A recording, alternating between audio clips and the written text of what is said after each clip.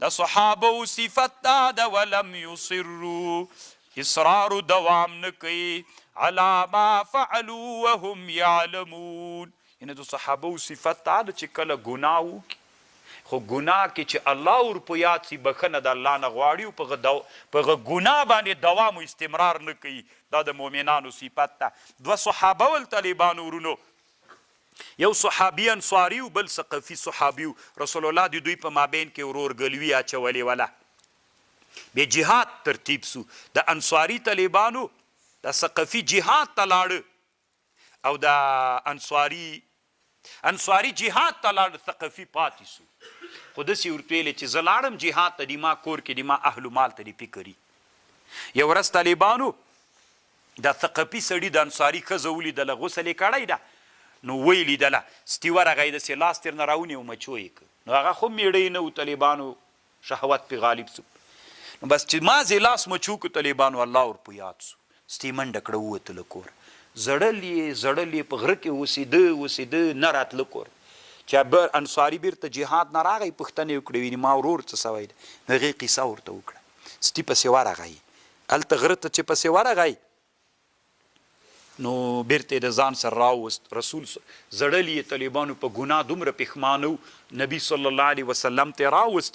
الله دا آیات را نازل که والذین اذا فعلوا فاحشه ظلموا انفسهم ذکروا الله فاستغفروا. یو بل صحابي و طالبانو، نبهان تمار نومېده، خرماوي خرڅولې، ښځه ورته راغلې وله. نو ښځه چې ورته راغلې وله نو بیا داسې لږ حسینه غوندې وله. بیا ورته ویلې چې هلته دننه لږ خوندوره ده، دا خو د دوکان مخ ته ایښې وه دننه. نو بیا طالبانو ورونو داسې غېږ کې نیولې وله.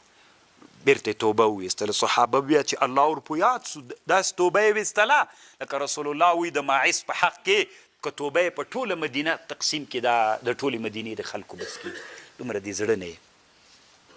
طالبانو یو مثال د تاسې به اورېدلی په مراحه کې ستا پلان اشغل من ذات النحیین.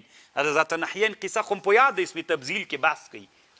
ذات النحیین څه و؟ یو نحیه په لاس وړیا هم طالبانو صحابي و، هغه ابو هیثم ابن تیهان نومېده. فلان اشغل من ذات النحیین ثمار القلوب فی المضاف والمنسوب. دا یو کتاب د طالبانو. دا مثالونه څه تیر سوي دي؟ جنگ سوړ سو، میری تود سو، که نه جنگ روانو میری طالبانو پاسې هغه کاو، پختې وهلې، چې جنگ سوړ سو میری تود سو. طالبانو دا قصه لري ځان ته همداسې دا مثالونه قصې لري. دا د تاریخ یوه بله موضوع ده. دغه علامه ثعالبي په دې یو کتاب جوړ کړی، ما سره سته یو بل کتاب یو بل عالم جوړ کړی د علامه میداني ورته وایي کتاب الامثال. دا دواړه ما سره سته، دغسې خو ډېر کتابونه شته ده.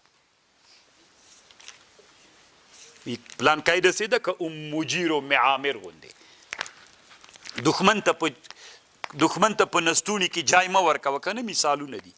اولئک جزاؤهم مغفرة من ربهم وجنات تجري من تحتها الانهار خالدین فيها ونعم اجر العاملین قد خلت من قبلكم تیر سویل تاسې نه مخکې سنن واقعې فسیرو وګرځېږئ په مځکه کې فانظرو وګورئ کیف کان عاقبت المکذبین چې هغه چا چې د دین تکذیب کړی الله څه سره معامله کړې. طالبانو ورونو د اسلامي امت یو عالم تیر سوی ده، علامه یاقوت حموي نومیږي. د یو کتاب جوړ کړی معجم البلدان نومیږي، 8 جلد کتاب ده، په جغرافیه کې جوړ کړی کتاب ده.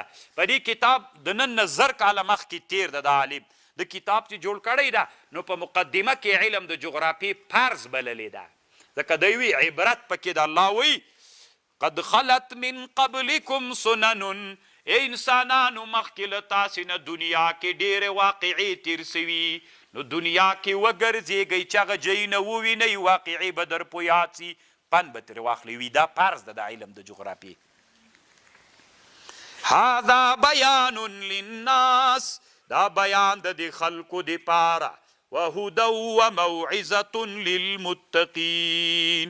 ولا تهنوا مزعب کېږئ، ولا تحزنوا مغمجن کېږئ، وانتم الاعلون تاسې پورته کید په داسې حال کې چې تاسې غالبیدونکي یئ ان کنتم مؤمنین که چېرته تاسې ایمان لرئ ضعیف کېږئ غمجن کېږئ مه.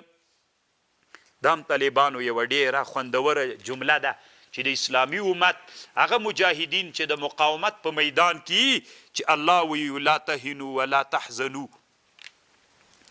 یمسسکم قرح که رسیدلی تاسې ته زخمونه دي فقد مس القوم قرح رسیدلی دي مشرکانو تم دغه زخمونه په مثل دي تاسې مخکې له تاسې نه په بدر کې وتلک الایام نداولها الله وی دا ورځې دي منګې تیرو داسې اړو را اړو یې بین الناس وليعلم الله الذين آمنوا وليعلم الله او چې معلوم کی الله کسان چې ایمان راوړی ويتخذ منکم شهدا